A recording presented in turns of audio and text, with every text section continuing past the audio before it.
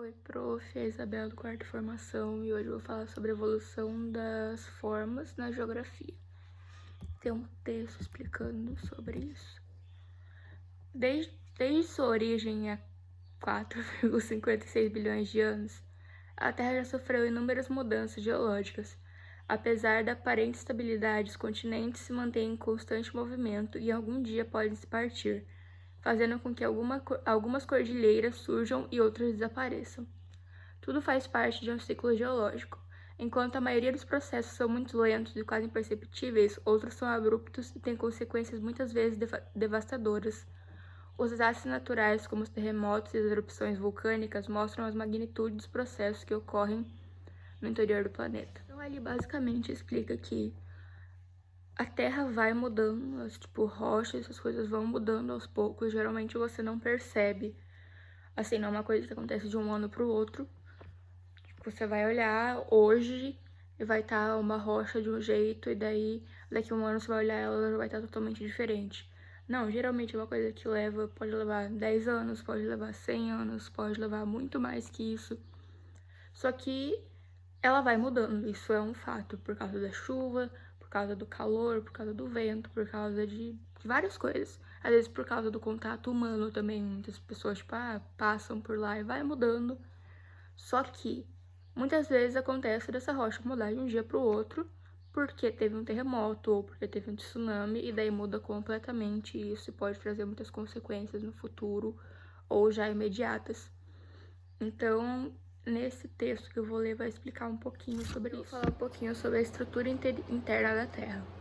O interior da Terra divide-se em 3 partes quimicamente diferentes: crosta, manto e núcleo, de maneira semelhante à composição de um ovo. A crosta terrestre. A crosta é uma porção externa, fina e rígida da Terra. Embora seja composta de material rochoso, é muito frágil em resistência. Nosso planeta possui uma crosta continental e uma oceânica, que diferem em espessura, densidade e tipo de rochas. A crosta continental possui as rochas mais antigas já encontradas, 4 bilhões de anos. A relativamente jovem crosta oceânica compõe-se de material rochoso pesado, pelo fato de prevalecerem os compostos de silício e magnésio.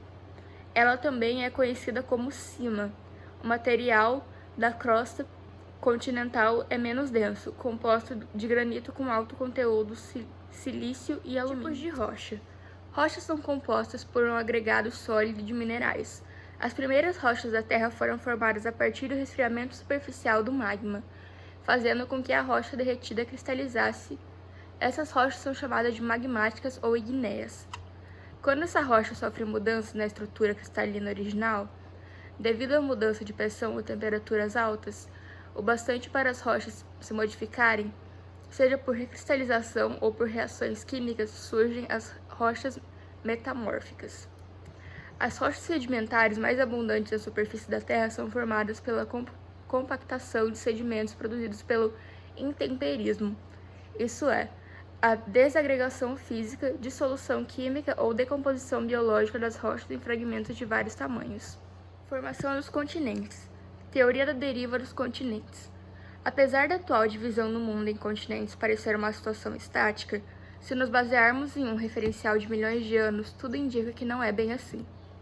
Segundo a teoria da deriva dos continentes, existe um movimento, ainda que imperceptível dentro da nossa vivência de tempo, que faz com que os continentes se desloquem lentamente. Essa teoria foi proposta em 1912 pelo alemão Alfred, que observou o recorte da costa leste da América do Sul e a comparou com a da costa oeste da África e notou algumas semelhanças, como se os dois lados tivessem um dia estado juntos. Em determinada época, há centenas de milhões de anos, todos os continentes formavam um só bloco, a Pangeia. Ao longo de milhões de anos, com o movimento das placas tectônicas, a Pangeia dividiu-se inicialmente em 2 partes, Gondwana e Laurásia. Daí para frente, as partes foram fragmentadas até assumir a forma atual. Teoria da tectônica de placas. A tectônica de placas é uma teoria geológica sobre a estrutura da litosfera. A teoria explica o deslocamento das placas tectônicas que formam a superfície terrestre, assim como a formação de cadeias montanhosas, as atividades vulcânicas e sísmicas e a localização das grandes fossas submarinas. Dessa forma, a crosta está dividida em muitos fragmentos e as placas tectônicas. As placas flutuam sobre o manto, mais precisamente sobre a astenosfera, uma camada plástica situada abaixo da crosta. Movimentam-se continuamente alguns centímetros por ano.